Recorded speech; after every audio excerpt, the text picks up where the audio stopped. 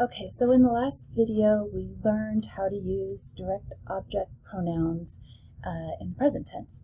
And in this video we're going to talk about what happens when you have more than one verb in your sentence. This can happen in the present tense, but it can also happen in the futur proche, which uses the verb aller, conjugated, and then an infinitive afterward to express something that's going to happen in the future. Okay, so in the last video we used the sentence Je regarde la télé. I watch television. Let's put that sentence into the future tense using le futur proche.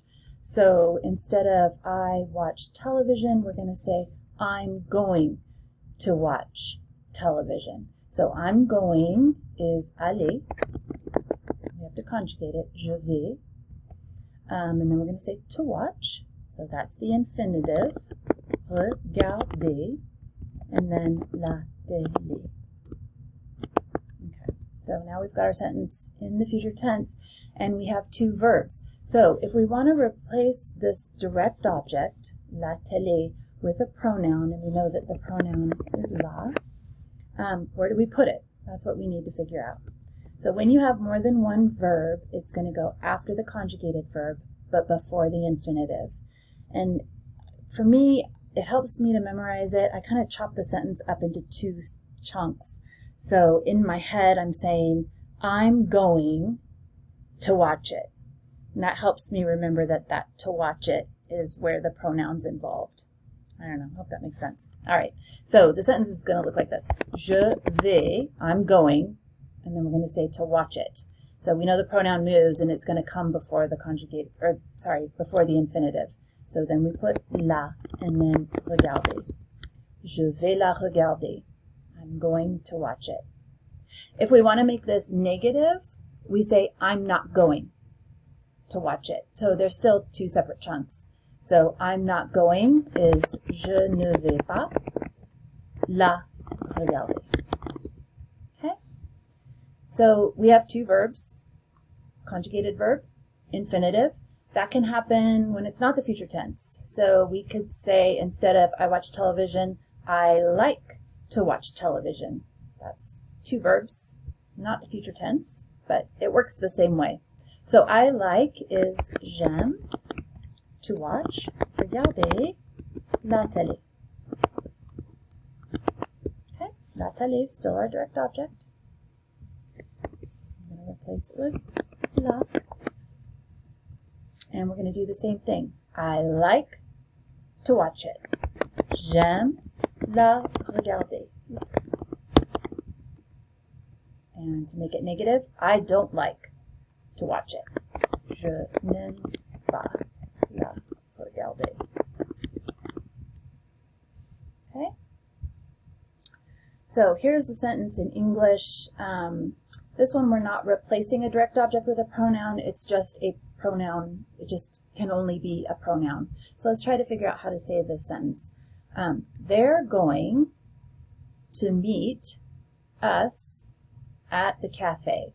So they're going, that's aller, so we can use the pronoun il or elle, either one's okay. Il if it was masculine or masculine and feminine together. Elle with an S on the end if it was all female.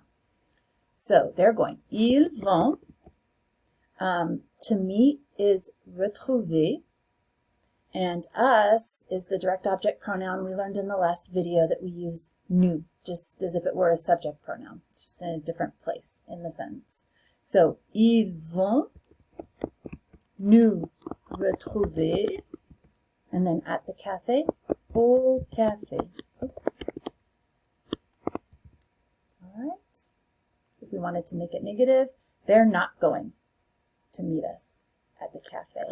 Ils ne vont pas nous retrouver au café. All right.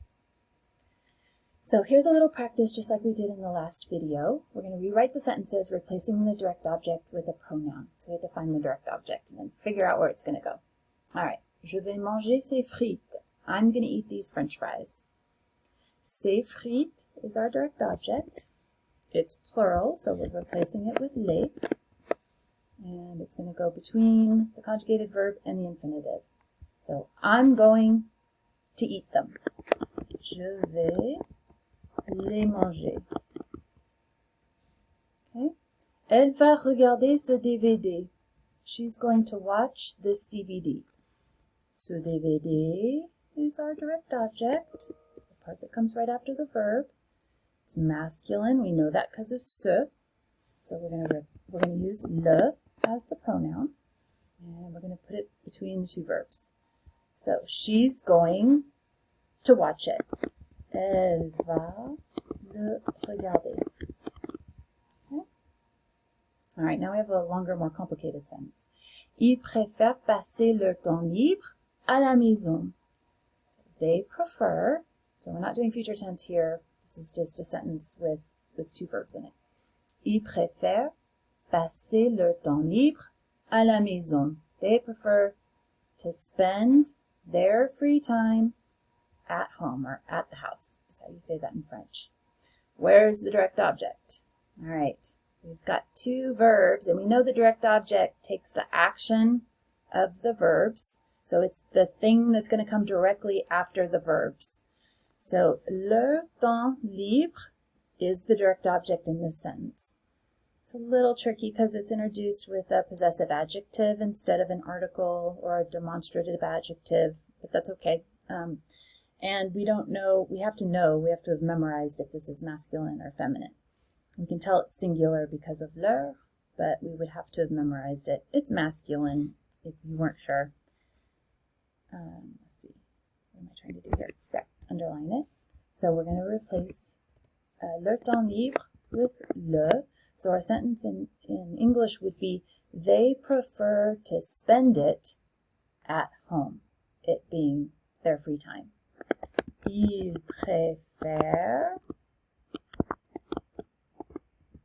le passer à la maison. Okay. All right. Nous aimons inviter Sophie et Claire chez nous. So we like to invite Sophie and Claire chez nous, to our house. Okay, so where's our direct object? What comes directly after the verbs? Sophie et Claire. That's our direct object.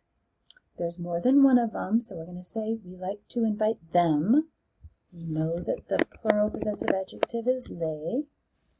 So we're going to say we like to invite them to our house. Nous aimons les inviter chez nous. Okay. And then the last one, Thomas déteste prendre le bus. Thomas hates taking the bus. Okay, this one's not as hard. We can tell that le bus is the direct object. It's masculine. There's a lot of masculine ones here. Should have thrown in some feminine ones. That's okay. Thomas déteste le prendre. Okay, hope this makes sense. Now that you've watched this video, you're ready to do the activity in VHL Central where you practice this. It's actually really similar to this activity we just did. It's called transformer. It was the only one that used more than one verb. It was the only one available, so that's the one that's assigned. So go do transformer, and then come back and watch the third video about the passé composé and what happens with the passé composé. À bientôt!